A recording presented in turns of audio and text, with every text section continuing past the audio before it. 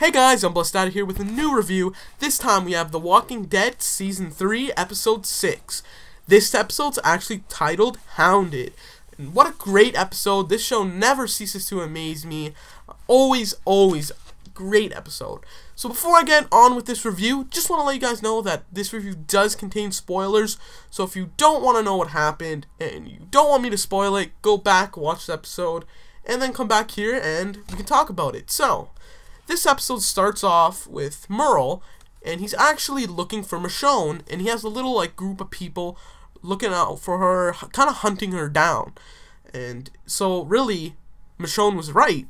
The governor and his people aren't really what they seem to be, and from the comics we already know this, but you know, it's just confirmed in the show too, because they do like to change things in the show, so we already know this. So yeah, Merle was going after her, trying to kill her with this group. And there's actually, this is probably the coolest part in the whole show. There's body parts cut up in like a little thing right in front of where Merle is, and the arms are bent to look like a G, and the legs are bent to make an O, and these are severed like body parts. And then there's a back like cut off with nothing else, and it basically says "go back," and Michonne wrote that like in body parts, and I'm thinking, how cool is that? I've never seen anything like that before. So much originality throughout this whole series.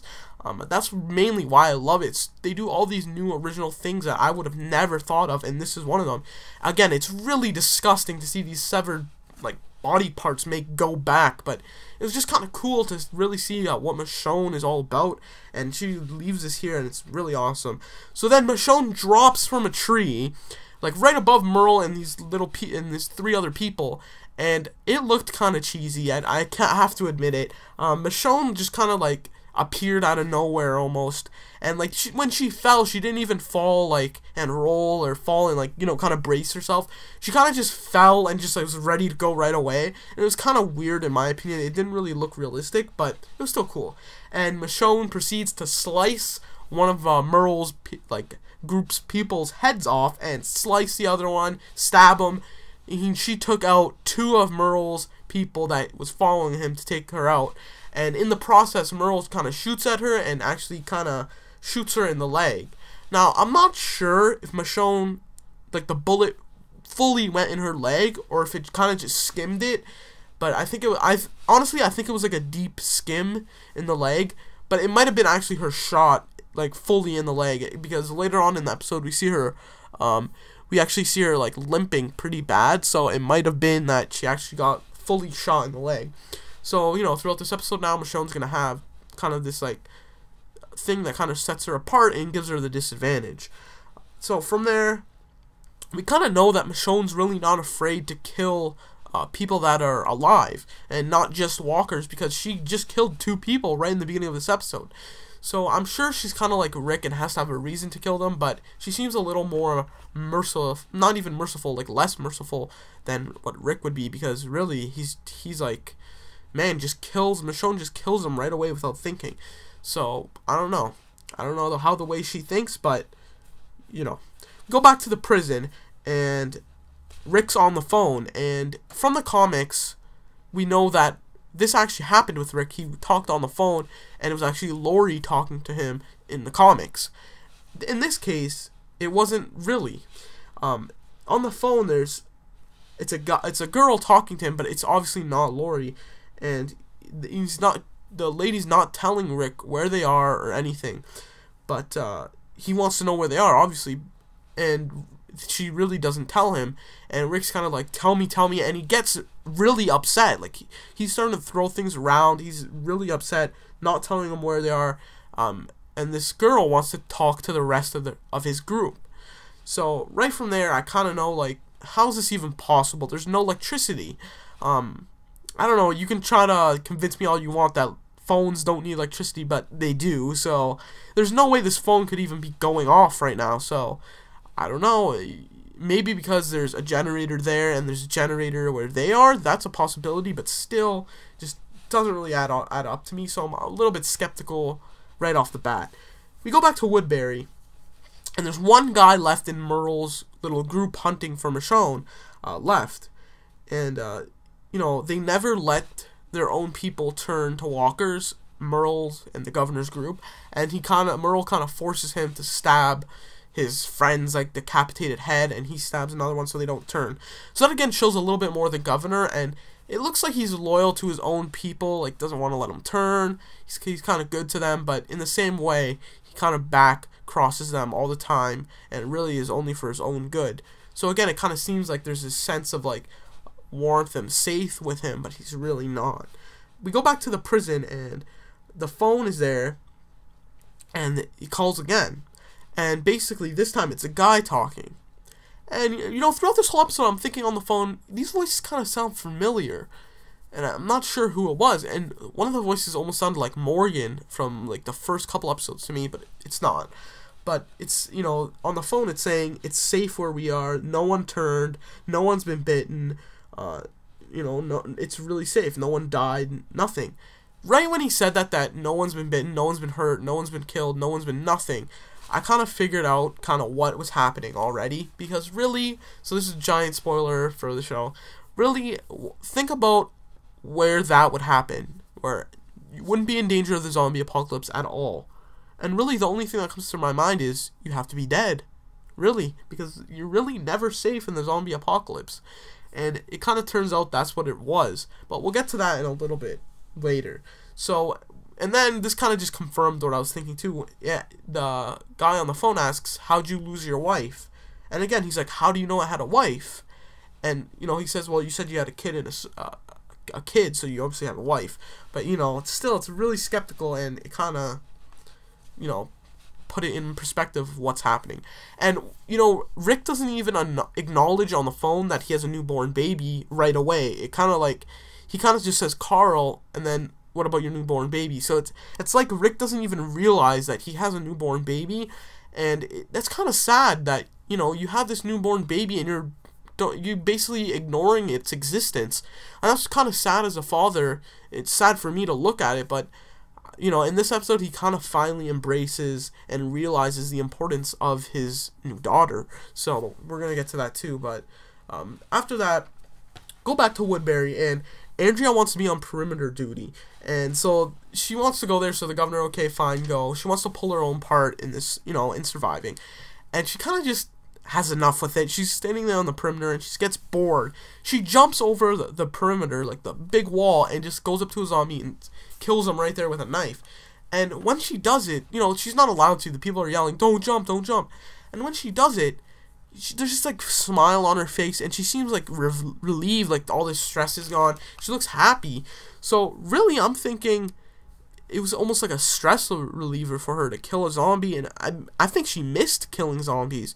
So, you know, I think she's starting to get a little bit deranged too. I don't know if the governor's rubbing off on her, but she doesn't really know that the governor's kind of deranged either, even though that she kind of figured out with this gladiator, like zombie fights in the last episode. And now that I brought up the zombie gladiator fights, she kind of admits that she liked them. So again, she's turning more corrupt, and we're seeing another side of Andrea here. And, you know, she's just kind of convincing herself to believe in the governor when really she shouldn't. And really she should have listened to Michonne, but, you know, you never know what's going to happen with this, but I don't know if it's gonna end well. Then we go back to Rick on the phone, and he basically tells Herschel that someone's been calling him.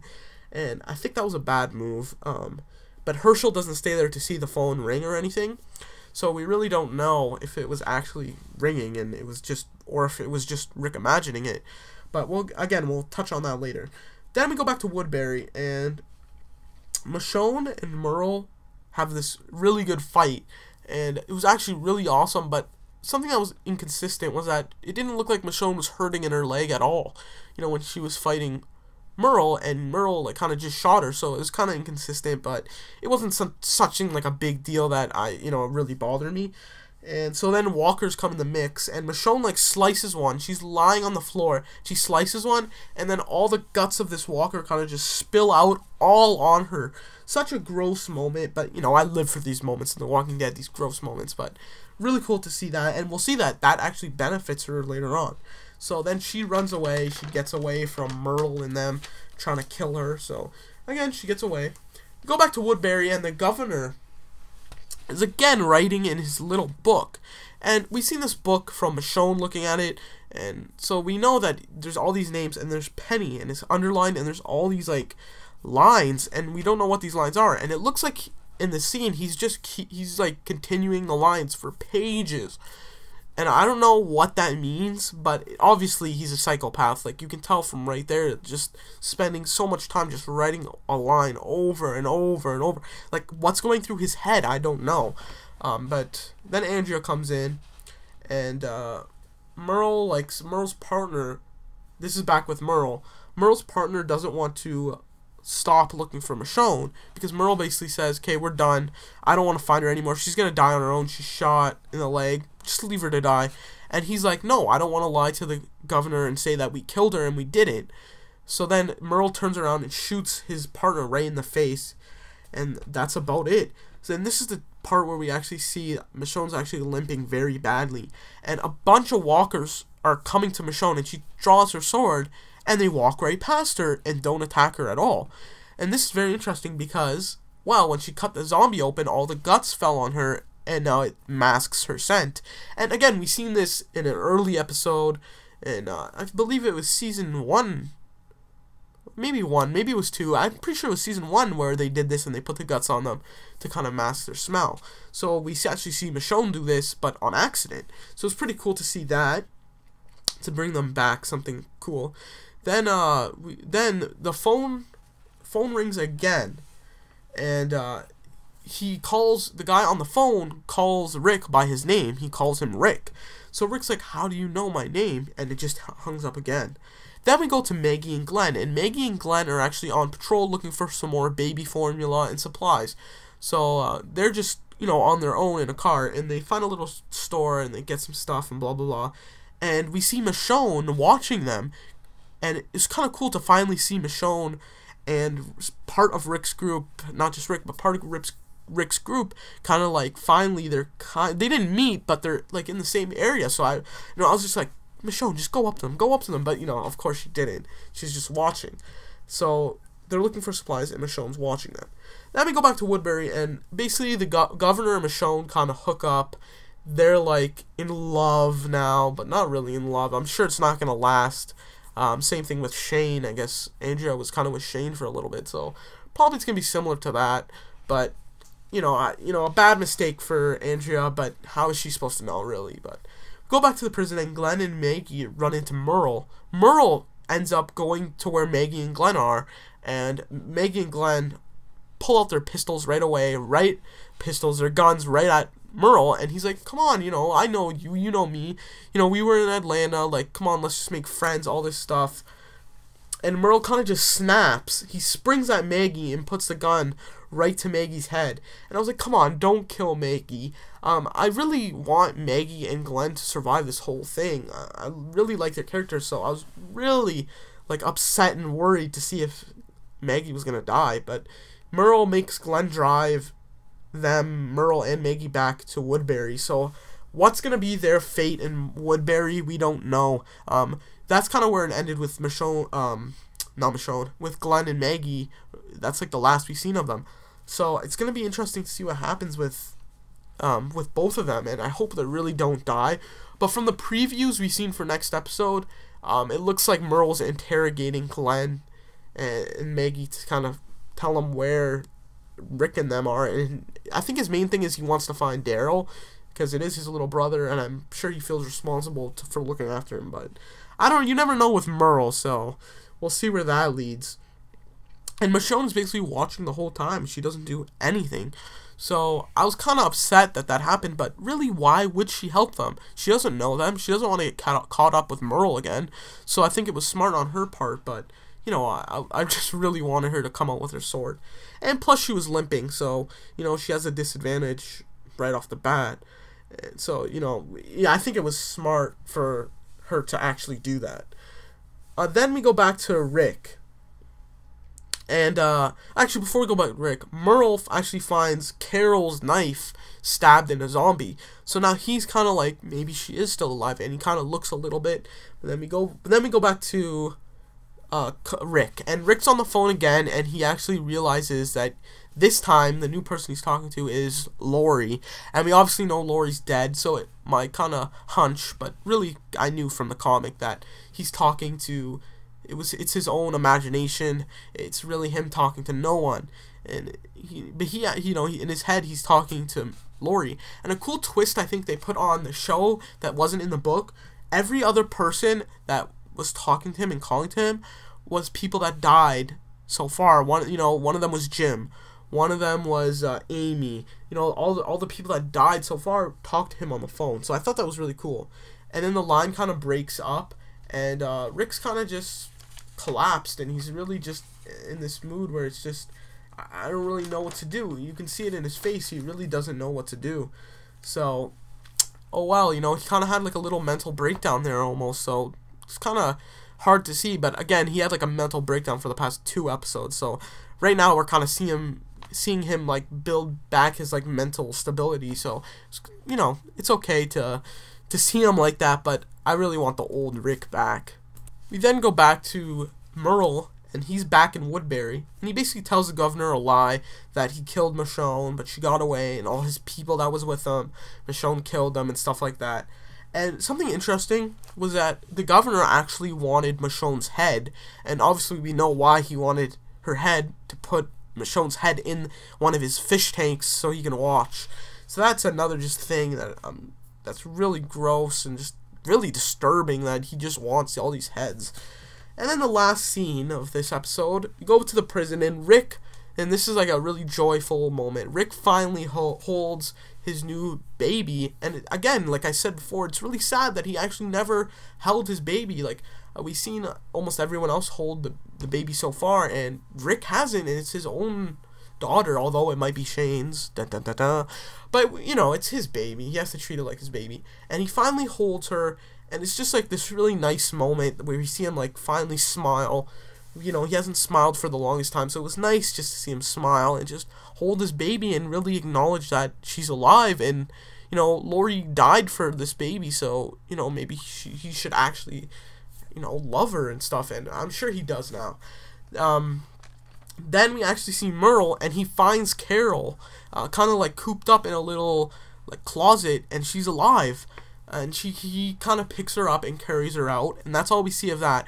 But we're not sure if Carol's bit or not, and she looks really exhausted and almost like she's in a fever state, so she might have been bitten, and there's blood all over her, but she was defending herself from zombies. We obviously seen the knife stuck in a zombie, her knife, so she obviously was fighting, but we don't know if she's alive or dead. So I'm alive or dead. We don't know if she's bitten or not, but I hope she's not, because I'm sure Daryl would be very angry if she died. Even though it was in his mind that she already died, I think it would be more devastating to know that she was alive all this time and he didn't help. He couldn't find her. Then the last scene, really, really exciting to see this. Rick kind of looks out to the prison outside, and he sees all these zombies coming up to the fence.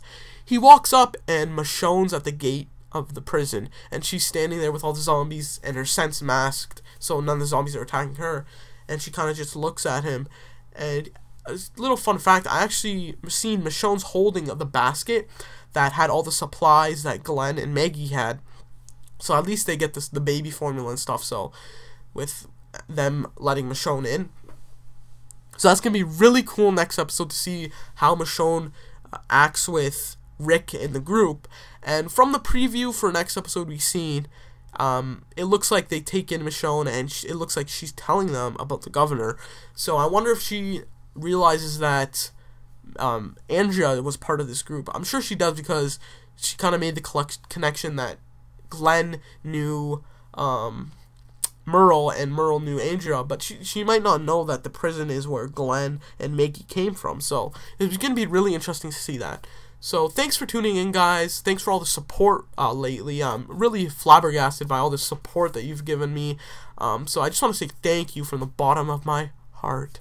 But no, seriously, thank you, guys. So I just want to say, don't forget to rate, comment, and subscribe. Follow me on Twitter at unblesseddata, and I just want to say thanks again, and stay tuned for more news and reviews, and I'll talk to you guys later. See ya.